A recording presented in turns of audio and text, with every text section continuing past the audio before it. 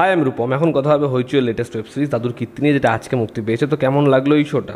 এখানে আছে টোটাল 6টা এপিসোড, যেখানে প্রত্যেকটা এপিসোডের ডিউরেশন 30 থেকে 35 মিনিটের মধ্যে। হইচইয়ের লাস্ট দুটো কাজ, রবিনসন স্ট্রিট এবং লজ্জা, দেখার পর আমার লজ্জা লাগছিল। এই শোটা ডেফিনেটলি ওই দুটো শোয়ের থেকে এনি ডে বেটার সিরিজ।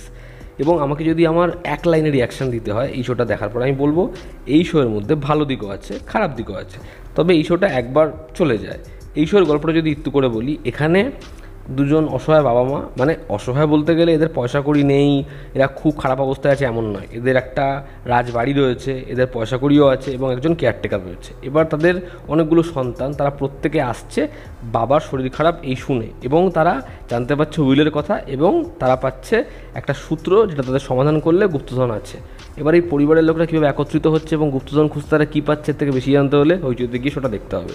এই সিরিজের পজিটিভ দিক, নেগেটিভ দিক, আমার কাছে এই শোয়ের জন্য যেমন পজিটিভ দিক আছে তেমন নেগেটিভ দিকও আছে। এই সিরিজের প্রথম যেটা পজিটিভ দিক, সেটা হচ্ছে এই শোতে এই যে কাস্ট রয়েছে এরা প্রত্যেকে খুব ভালো পারফর্মার, এবং দু একজন তারা ভালো পারফর্মার না হলেও যেহেতু সাপোর্টিং কাস্ট এত স্ট্রং, এখানে পরাণ বন্দ্যোপাধ্যায়, অনুসুয়া দেবী রয়েছে, এই দুজন রয়েছে বাঘা বাঘা অভিনেতা, খরাজ মুখার্জি রয়েছে ভয়েস ওভারে, আর কি লাগে। তো সাপোর্টিং কাস্ট এরকম একটা টিম রয়েছে, যে কারণে ছবির যে পারফরমেন্সটা সেটা খুব ভালো দাঁড়িয়েছে ওভারঅল। এবং বহু জায়গায় হয়তো কমেডি লাইন্সগুলো ভালো ওয়ার্ক করছে না, কিন্তু এরকম এদের টিউনিং, এদের এরকম কেমিস্ট্রি যে সেটাও দাঁড়িয়ে যাচ্ছে, সেটাও ব্যাটেবলে হয়ে যাচ্ছে। সিরিজের সেকেন্ড পজিটিভ দিক হচ্ছে এর যে মিউজিক। রাহুল মুখার্জির কাছে বরাবরই গান খুব ভালো হয়, এবং লীলান চ্যাটার্জি সে খুব সুন্দর মিউজিক করে। এই ছবির ক্ষেত্রেও সেটা ভালো হয়েছে, ছবির গান খুব ভালো হয়েছে এবং এন্ডের পোর্শনে সেটা আমাদের মজা দেয়। থার্ড হচ্ছে মধুরা পালিত, মানে আরও একটা পজিটিভ দিক, তার কাজ আমার পার্সোনালি খুব পছন্দের। এবং এই গোটা শোতে তুমি দেখবে মেকিংটা খুব ভালো।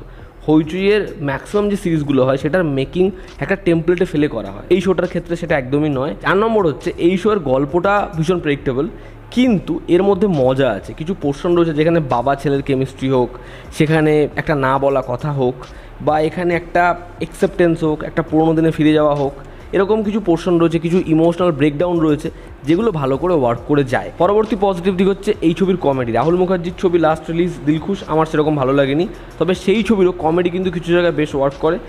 এই সিরিজের ক্ষেত্রেও এর কমেডি বেশ ভালো কমেডি ওয়ার্ক করে। একটা পোর্শন রয়েছে, বাড়িতে একটা মূর্তি আছে, সেটা কথা বলে, সেটা আমাদের ন্যারেশন দেয় বহু সময়। এবার সেখানে একটা জায়গা রয়েছে, একজন বয়স্ক মহিলা, তিনি বেলুন ফোলাচ্ছে, বলছে বুড়ির এই সময় দম আছে, এদিকে আমার ঝুল পরিষ্কার করতে পারে না। কাঞ্চন মল্লিকের কিছু পোর্শন রয়েছে, শান্তিলাল বাবুর কিছু ডায়লগস রয়েছে। তো কমেডিটা যেরকমভাবে আসে, পরাণ বন্দ্যোপাধ্যায় মানে বহু জায়গায় এরকম অ্যাক্টিভিটি করছে, সেটা লাউড, বাট আমার কোনো সমস্যা নেই, সেটা হাসি পাচ্ছে। ওভারঅল তুমি এটা একবার দেখতে পারো, এটা একটা ঠিকঠাক সিরিজ। এবার যদি ছবির নেগেটিভ দিক বলি, ছবির প্রথম নেগেটিভ দিক হচ্ছে এর যে গল্পটা, সেটার মধ্যে খুব আলাদা করে সারপ্রাইজ দেওয়ার মতো কিছু নেই।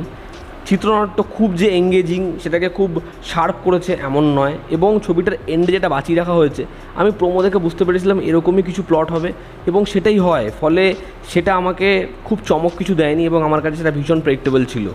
সেকেন্ড হচ্ছে এই ছবির ডিউরেশন। এই শোটা একটা টাইমের পরে খুব স্ট্রেচড মনে হয়, এবং প্রথম 3টে এপিসোডে এমন বহু জিনিসপত্র আছে যেগুলো একদমই ওয়ার্ক করছিল না। ছবিতে একটা প্ল্যানচেটের পোর্শন রয়েছে, যেটা দেখে আমার গোলমাল 4-এর কথা মনে হচ্ছিল, এবং সেটা যেভাবে আসে গোলমাল 4-এ তো দেখলে হাসি লাগে, এখানে সেই পুরো পোর্শনটায় মানে একটুও হাসি পায় না। অনেক লাউড জিনিসপত্র হচ্ছে, বাট হাসিই পায় না। সিরিজের মধ্যে রাইটিংয়ে অনেক সমস্যা আছে, এখানে একটা পরকীয়ার পোর্শন রয়েছে, সেটাকে এত অদ্ভুতভাবে লেখা হয়েছে এবং এত বাজেভাবে সেটা শেষ হয়। আমাদের একটাই প্রশ্ন করায় দরকার কি ছিল। একইভাবে এখানে সৃজলা এবং সত্যমের যে লাভ ট্র্যাকটা রয়েছে, সেটাও খুব হাফ বেকড।